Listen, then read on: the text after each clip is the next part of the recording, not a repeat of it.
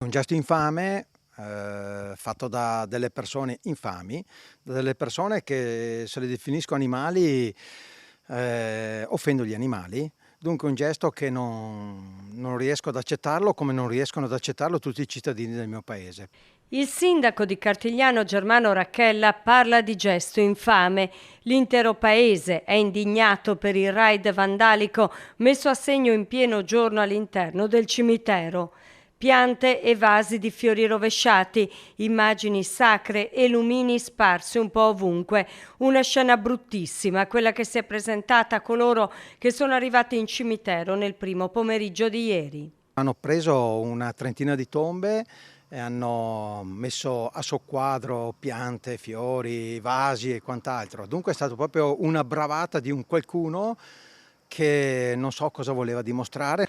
Oggi le tombe sono state sistemate e tutto è in ordine. Resta però l'amarezza per un gesto insensato, senza spiegazioni, odioso. Ora è caccia ai responsabili e il sindaco punta il dito su alcune bande di giovani che stanno mettendo a segno atti vandalici nel suo comune e non solo.